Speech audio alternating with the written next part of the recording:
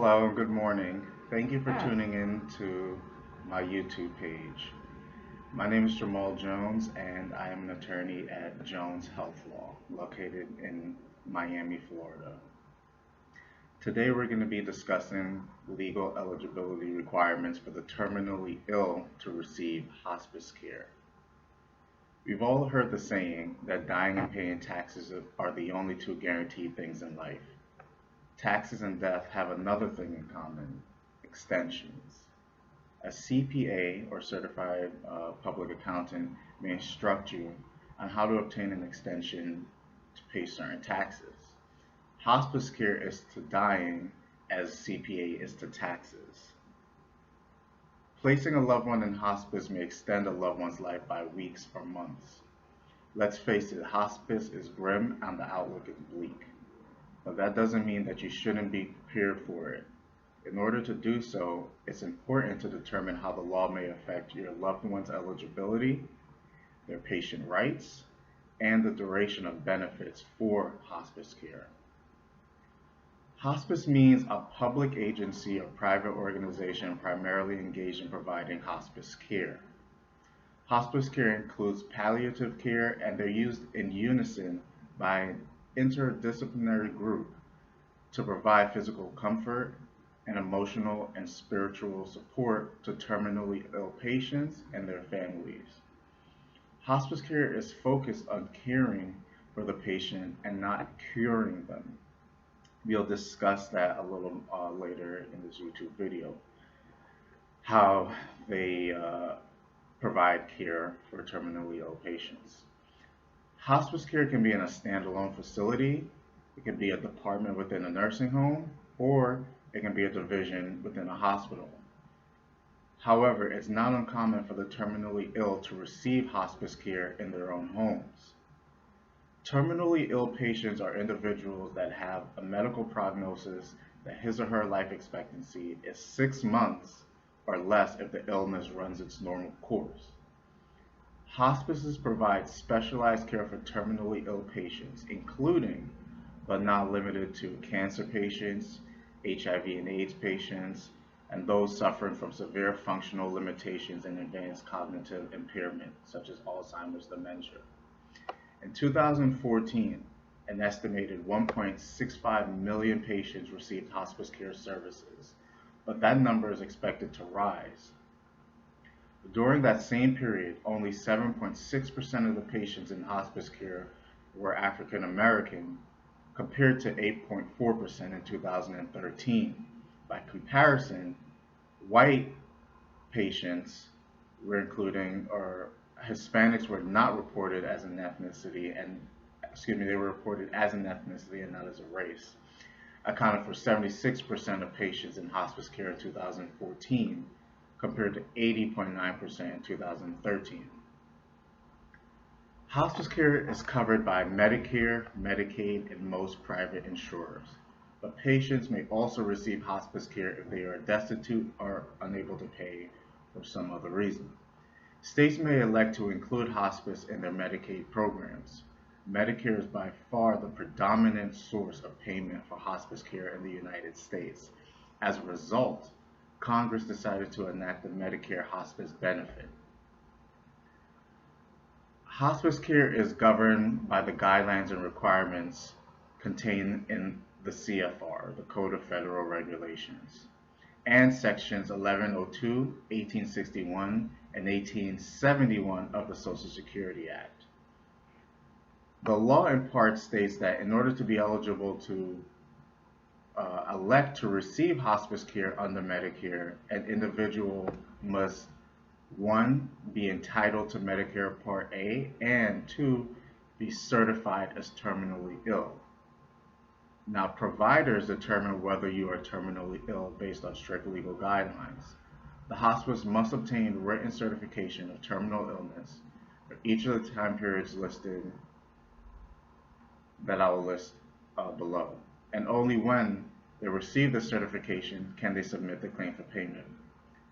The certification requires that: 1. The provider state the patient's life expectancy is 6 months or less should the illness run its normal course. 2. Provide documentation to support the medical prognosis. 3.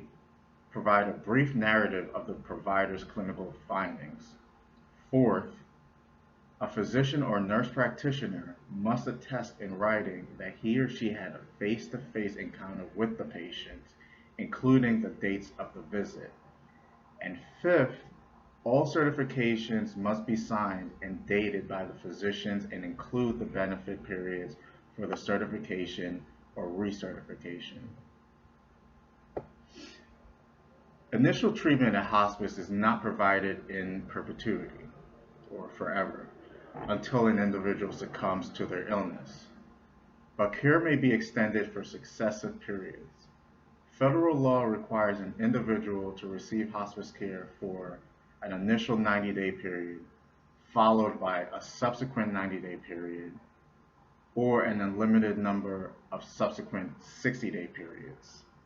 The two 90-day periods must precede the 60-day period, and before the 60-day period commences, a hospice physician or a hospice nurse practitioner must have that face-to-face encounter with the patient that I just discussed a few moments ago. This face-to-face encounter must be repeated for each successive period thereafter in order to determine whether the individual is still eligible for hospice care. An individual or their representative may elect to receive hospice care if they properly file an election statement with that hospice, and the hospice must in turn file a notice of election, an NOE as it's commonly referred to, with its Medicare contractor within 5 calendar days in order to receive payment during that period. A medical director must consult with the patient's attending physician before a recommendation is made about admitting the patient to hospice. In making his recommendation, the medical director must consider the diagnosis of the terminal condition of the patient.